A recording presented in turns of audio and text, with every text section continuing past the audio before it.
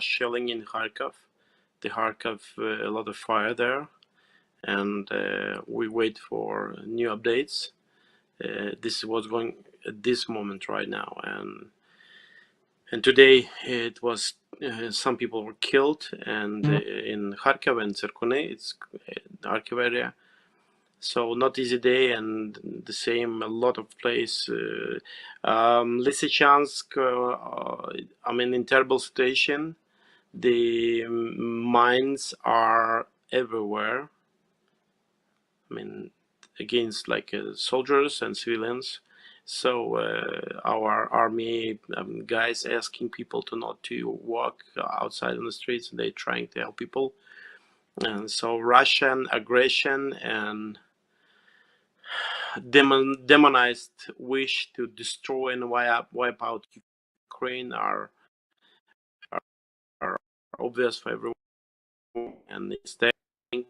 Um, and we really wait for some Well, different ways, and everyone who stays sent, and yes, go. I see you. There you are. Yeah, it's nonstop, and folks, we're having some tough connections tonight, getting out of Ukraine and all of that, but we're making it happen. It's just nonstop. We're waiting for the West to do its thing, and really, that's what we're going to talk about tonight. Lysychansk is in a terrible situation now, as well as the other cities. Second thing tonight, and there's going to be four, and then I'm going to turn you loose on the fourth one. 6 additional battalions have been rotated into the Belarusian border today. And I don't know if it's intimidation or what, but Belarus keeps loading, and I know it's the strategy of the Kremlin.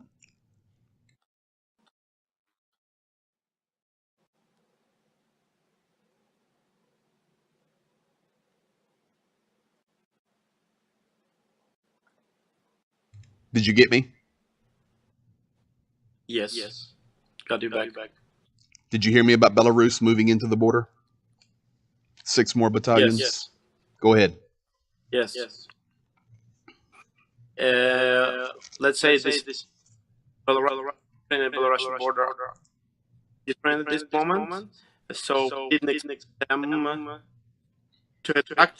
I mean, we were thinking about that, but not so serious as we have it. The threat is now quite serious. We get information from different places.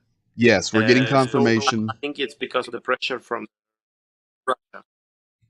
100%. It's from the pressure from Russia. But as we talked last night, Belarus is in the pocket of Russia.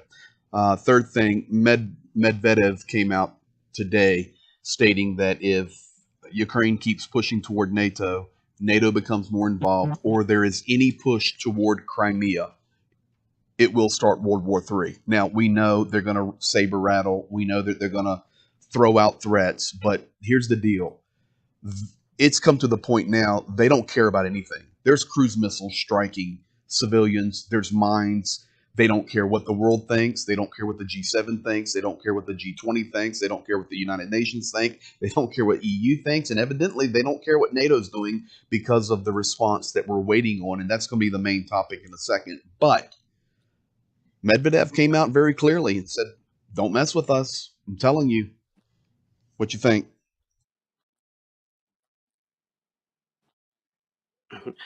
I think we already announced our position. President Zelensky already made it firm and strong that our war is for our territory, our people, and by that it means the territory and the population on the 1991.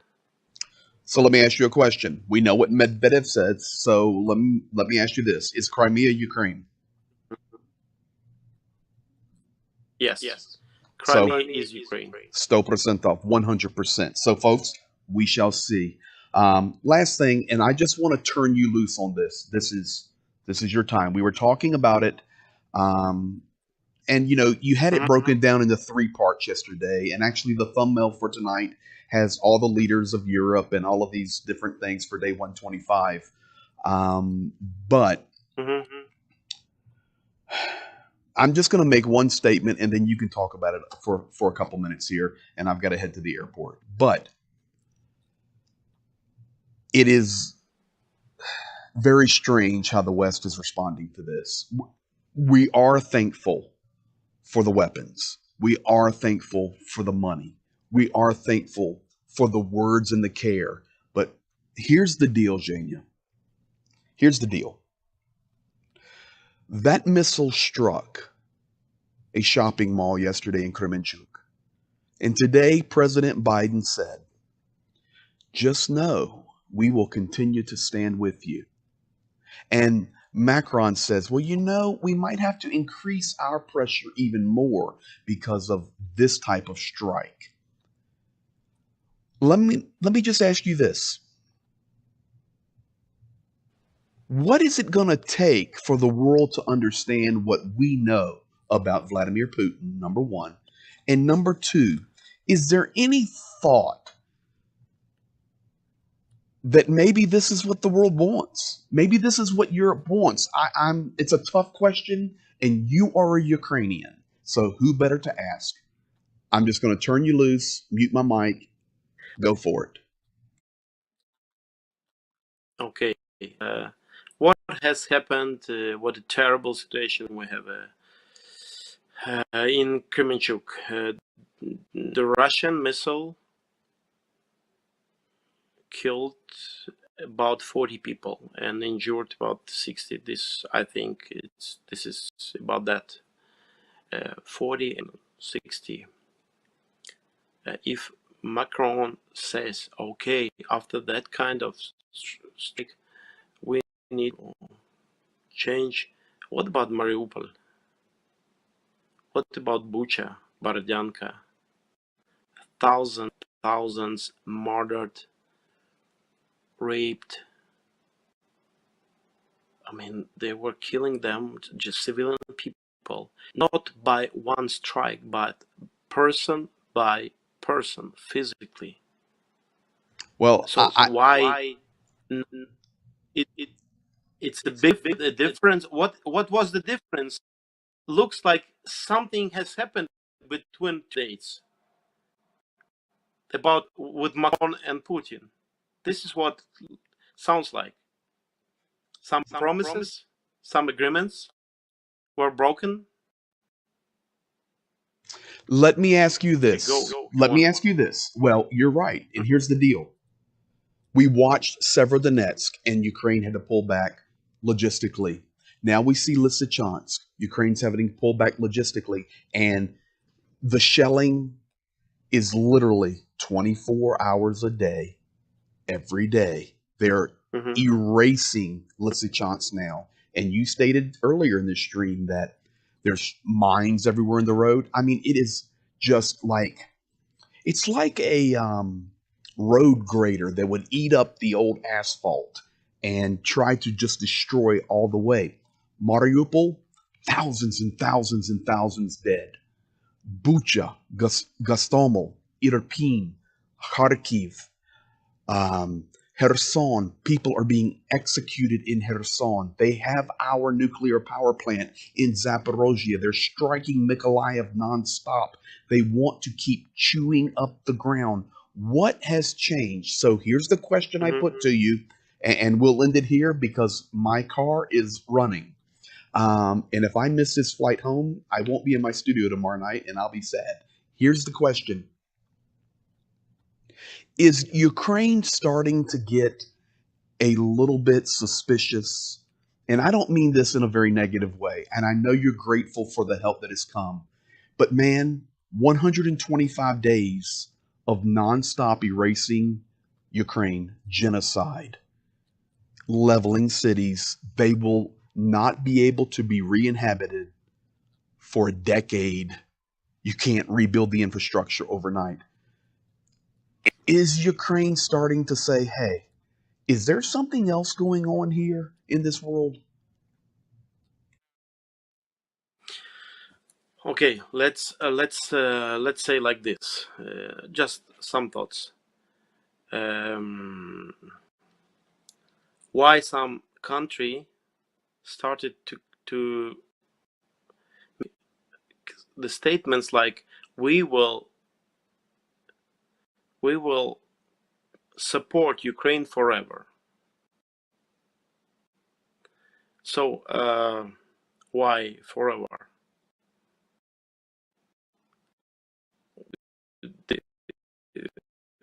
Some with countries became like brothers, like countries brothers, or they know something.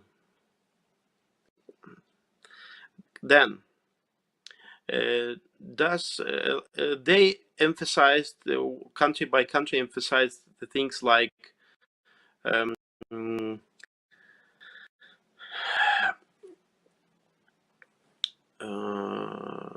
we are more interested in own financial economic safety and protection.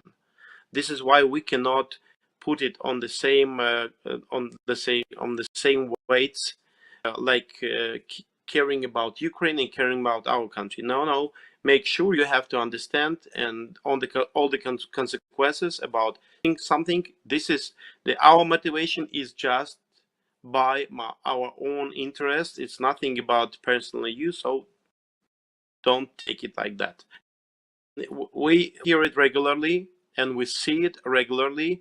And the question is, for example, the population of Russia is 140 millions. About that, looks Europe not in a lot of Europe not interested, having Russia in a big problem, economic problem. Uh, Remembering the situation with Syrian refugees, which was total about 6.5 millions, but most of them didn't get to Europe, and a lot of European countries were like shocked. Oh, it's not possible. It was too much, and they remember it. So think about 140 millions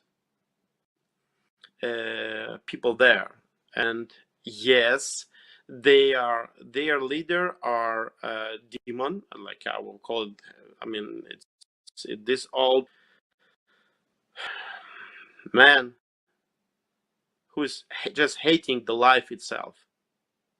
He hates Ukraine. He hates language.